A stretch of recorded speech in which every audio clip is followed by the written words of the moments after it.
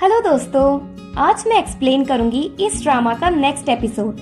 और अभी तक आपने इसके पिछले एपिसोड्स नहीं देखे तो उनका लिंक आपको डिस्क्रिप्शन बॉक्स में मिल जाएगा। और ऐसी ही इंटरेस्टिंग ड्रामास की एक्सप्लेनेशन देखने के लिए मेरे चैनल को सब्सक्राइब करें और बेल आइकन प्रेस करें, जिससे आप कोई नोटिफिकेशन मिस ना करें। और अगर आपको वीडियो अच्छी लगे तो वीडियो को लाइक कर दीजिए। एपिसोड 5 की स्टार्टिंग में हम देखते हैं फाइनली दानू अपना मिस्ट्री बॉय ढूंढ लेती है और उसका फेस भी देख लेती है।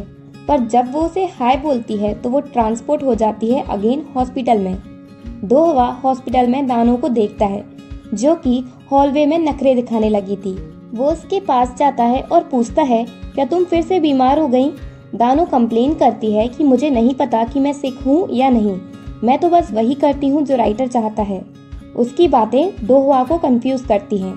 देन दानू और दोहवा बाहर बैठकर बातें करते हैं और जैसे ही दानू का स्टेज कन्वर्सेशन कंप्लीट होता है वो वापस हॉस्पिटल में जाने लगती है।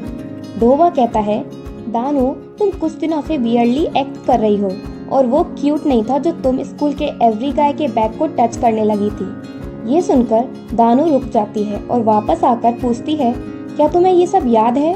वो कहता है, हाँ, तुम लगी तो थी पूरे स्कूल के बॉयज की बैग टच करने। दानू उसे खींचकर अंदर ले जाती है और उसके क्लोज जाती है। दोहवा पूछता है, तुम ये क्या कर रही हो? दानू कहती है, मैं तुम्हें कैसे समझाऊं? और फिर वो दोहवा के नोज पर अपने सर से हिट करती है जिससे उसकी नोज से खून आने लगता है। दोहवा कहता है, क्या तुम पागल हो गई हो?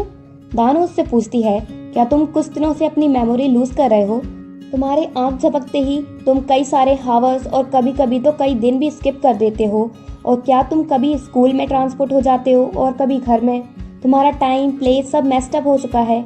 दोहवा कहता है, तुम्हें ये सब कैसे पता? दानू कहती है, अब तुम सेल्फ अवेयर हो गए हो और हम कॉमिक वर्ल्ड के कैरेक्टर हैं। वो उसकी बातों पर बिलीव नहीं करता। दानू कहती है, एक बार जब स्टोरी अगेन स्टार्ट होगी तो सब कुछ वापस अपनी प्लेस पर आ जाएगा। और फिर वो चली जाती है। दोहवा फिर अपने ब्रदर से मिलता है जो कि दानू का डॉक्टर है। दोहवा देखता है कि उसकी नोज से ब्लड आना बंद हो गया और वो बैग जो वो बाहर छोड़ आया था वो वापस उसके हाथ में आ जाता है। दोहवा सरप्राइज होता है और दानू की बातें याद करता है और फिर उसे उसकी बात में ट्रुथ दिखाई देता है।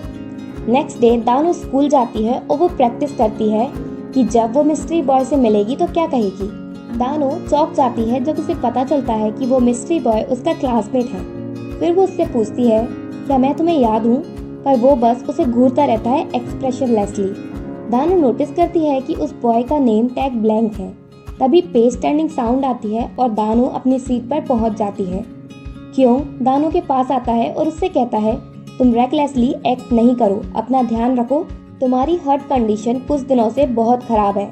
दानू उसे थैंक्स कहती है उसकी चिंता करने के लिए, पर सिर्फ कैरेक्टर में, जबकि मन में तो उसे उस पर बहुत गुस्सा आ रहा था। फिर उसके जाने के बाद दानू मिस्ट्री बॉय को देखती है पर वो वहां से जा चुका है। फिर वो स्कूल ईयरबुक में उसका नेम ढूंढती है पर वहां भी उसके नेम की प्लेस ब्लैंक होती है, बस उसका लिस्ट में नंबर 13 है।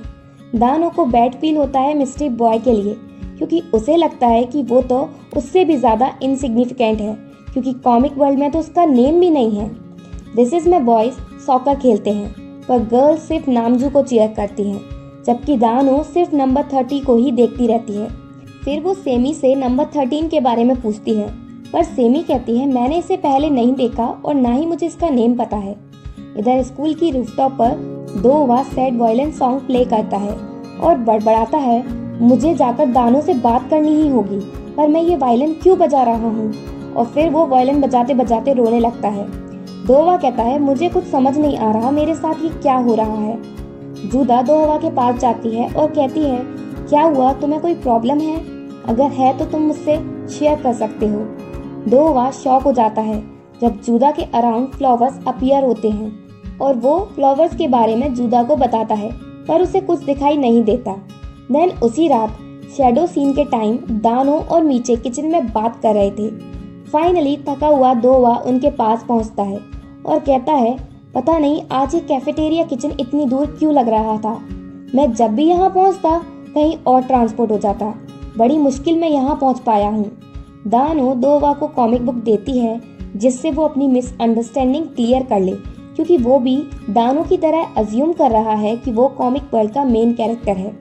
और जब वो बुक रीड करता है तो उसे पता चल जाता है कि नामजू और जूदा कॉमिक वर्ल्ड के मेन कैरेक्टर हैं। दानो दोवा को कहती है, हम भले ही सपोर्टिव कैरेक्टर हैं, पर अगर हम इस वर्ल्ड को अपने तरह से देखेंगे तो हम ही इस वर्ल्ड के मेन कैरेक्टर होंगे। चाहे कुछ भी हो, पर मैं अपना प्री डिटरमाइंड फेट चेंज करके ही रहूंगी। मैं एंड तक एक्स्ट्रा कैरेक्टर नहीं रहना चाहती। इससे पहले कि वो आगे बात कर पाते, दानो अपने स्टेज सीन के लिए ट्रांसपोर्ट हो जाती है डॉक्टर के पास। वहाँ डॉक्टर के साथ उसके डैड भी होते हैं। डॉक्टर दानो से उसकी हार्ट कंडीशन के बारे में पूछते हैं। दानो कुछ कह पाती उससे पहले उसके हार्ट इचिंग स्टार्ट हो जाती है। तो डॉक्टर उसे नर्स के साथ चेकअप के लिए भेज देते हैं और फिर उसके डैड से कहते हैं कि दानो के पास अब जीने के लिए ज़्यादा टाइम नहीं है, क्योंकि उसकी हार्ट कंडीशन बहुत ख़राब हो गई है।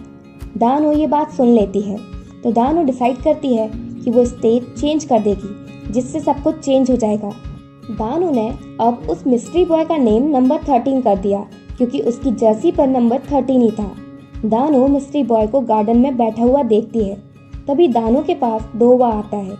दानो कहती है, तुम लव ट्रायंगल में अदर गाय हो, पर तुम तो कम्प्लीटली फ्री लग रहे हो।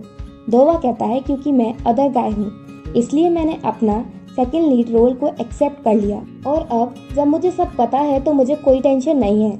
दानो को अनदर स्टोरी बोर्ड विजन दिखाई देता है, जिसमें वो जुदा की हेल्प करती है ड्राइड आइस बॉक्स उठाने में, और फिर वो उन्हीं पर गिर जाती है साइंस रूम में, और वहाँ उसे नंबर 13 भी दिखाई देता है। दानो कहती है, मुझे एक और बार चेक करना ही होगा, क्या सच में नंबर 13 मेरा फेट चेंज कर सकता है या नहीं। दानो नंबर 13 के पास जाती है, पर वहीं फिसलकर गिरने लगती है, तो नंबर 13 उसका हाथ पकड़कर उसे बचा लेता है। नंबर 13 अपने हैंड को ऐसे देखता है जैसे पहले कभी उसने किसी पर्सन को टच नहीं किया था। दानो उसे अपने साथ साइंस रूम में ले जाती है और वो बिना कुछ बोले उसके साथ चला जाता है। इवन दानो अज्यूम करती है कि नंबर 13 को बाद में कुछ भी याद नहीं रहेगा, इसलिए वो उसे अपने कैरेक्टर की प्रोफाइल बताती है और कहती है, मुझे लगता है तुम मेरी हेल्प कर सकते हो मेरे फेट को चेंज करने में। दानो नंबर 13 से कहती है, बाद में साइंस रूम में ये आइस बॉक्सेस गिरेंगे, इसलिए तुम इन्हें गिरने से बचा लेना। नंबर 13 साइलेंटली दानो की बातें सुनता रहता है। अभी तक उसने उसे कुछ भी नहीं कहा। देन साइंस क्लास का टाइम आ जाता है। दानो एक्साइटेड हो जाती है जब नंबर 13 रूम में आता है। क्योंग नोटिस करता है जिस तरह से दानो नंबर 13 को देखती है। देन पेज टर्निंग साउंड आती है और दानो उसी सीन पर पहुंच जाती है जो उसने स्टोरी बोर्ड में देखा था। दानो जुदा की हेल्प करती है बॉक्सेस कैरी करने में। क्लास में दानो नामजू से टकराती है, जिससे उसका फोन गिर जाता है। नामजू दानो को फोन उठाने का ऑर्डर देता है। जुदा नामजू से फोन खुद उठाने को कहती है। नामजू और जुदा के बीच आर्ग्यू होना स्टार्ट हो जाता है। दानो नंबर 13 को सिग्नल देती है कि वो बॉक्सेस गिरने से बचा ले। जब नामजू उनके क्लोज जाता है तो वो दोनों पीछे को होती हैं। नंबर 13 दानो के पीछे के बॉक्सेस गिरने से बचा लेता है, पर उससे जुदा के पीछे वाले बॉक्स पुश हो जाते हैं, जिससे जुदा और नामजू गिर पड़ते हैं। ये सब होने के बाद दानो को रियलाइज होता है कि उसने और नंबर 13 ने मिलकर स्टोरी चेंज कर दी। स्कूल के बाद नंबर 13 लाइब्रेरी में जाता है, जहाँ उसके आसपास की थिंग्स हवा में फ्लोट कर रही होती हैं, और वो उन थिंग्स को देखकर बिल्कुल भी सरप्राइज नहीं होता और वो फ्लावर की ड्राइंग बनाता है। और एपिसोड 5 यहीं एंड होता है।